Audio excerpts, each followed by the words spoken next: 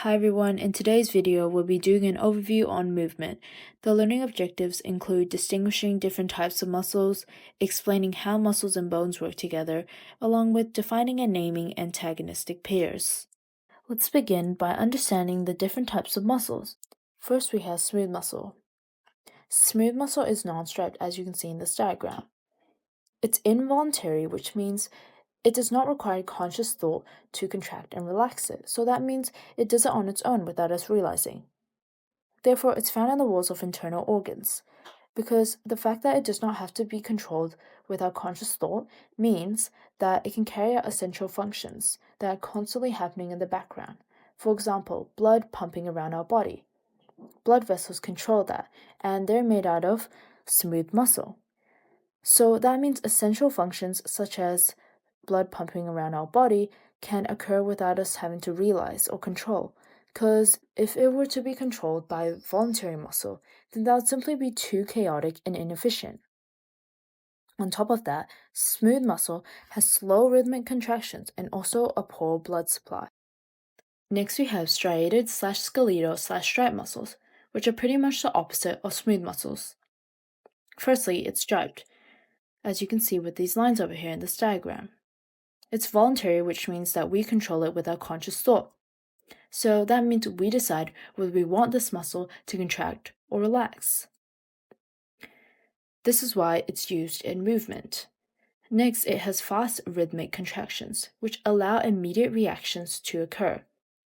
So as soon as we want this muscle to move, it is able to move. It's also well supplied by blood, mitochondria, and nerve endings. Finally, we have cardiac muscle, which is a specialized type of muscle found only in the heart. It's made up of branch cells and is involuntary for the same reasons as smooth muscle. And that's because the heart has one function, which is to pump blood around the body. This function is extremely important for us, so therefore the body has adapted this muscle to be involuntary, which means that this function can continue to happen without us having to control it because it's so important. And this makes things more efficient too. So that's why cardiac muscle is involuntary. It also has slow rhythmic contractions and is striped with many nuclei. It's able to conduct electricity, which is what makes it special from other muscles. And the reason why it's able to conduct electricity is because this is able to orchestrate the contractions within the heart, which is how the heart is able to beat and pump blood around the body. A shock is able to do two things to a heartbeat depending on the situation. If the heartbeat is normal, then a shock given will stop the heartbeat because it overrides the normal heartbeat, therefore putting the rhythmic pace off track. In the situation where there's an abnormal heartbeat, it can fix it because what it does is it reboots the whole system and allows the heart to go back to its normal rhythmic pace. Now let's talk about how muscles are able to help in movement. So, muscles are able to generate movement because they contract or relax. Contract means they tighten, which usually means shortening of the muscle. When it relaxes, it means it goes back to its normal, relaxed position. When it contracts, it pulls onto the bone, which is able to move the bone in a specific direction. However, it's important to note that when a muscle contracts, it never pushes onto a bone. Here we have a diagram of a muscle that's connected to the bone through a tendon. A tendon is a connective tissue that transfers the pull of the muscle onto the bone. It's relaxed in this case, which means there's no pulling occurring. However, in this diagram over here, we can see it's contracted. So now it's tight. And once it's tight, it means that now the bone has been pulled upwards over here. We can compare this bone over here, which is the same on the same angle as this one. If we move it over here, then we can clearly see that the bone has moved from here. Therefore, because of the muscle contracting, it's now caused the bone to be pulled upwards.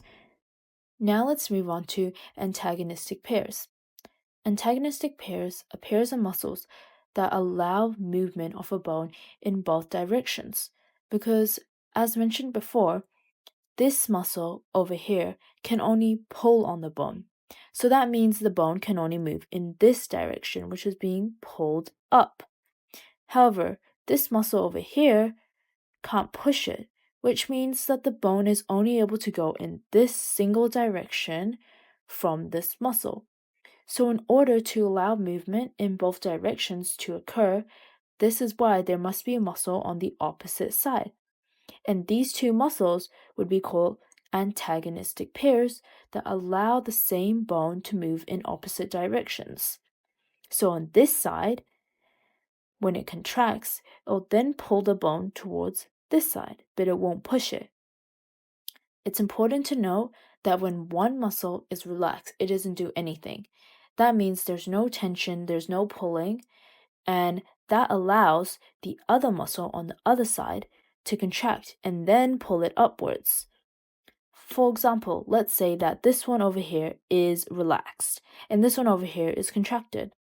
The relaxed one isn't going to do anything. It's not going to pull the bone at all, which means there'll be no force pushing the bone towards this direction. However, this muscle over here is going to be contracted while this one's relaxed. So because of that, that means that the bone will be pulled upwards. So the only force here in this situation is the bone going this way. But if we were to switch it around, once this muscle stops contracting, then that means this muscle can contract now, and this one will relax. So that means there's no more force pushing it this way or pulling it up. Instead, the only force that exists now is this muscle contracting, pulling it towards this side, and therefore the bone will go in this direction.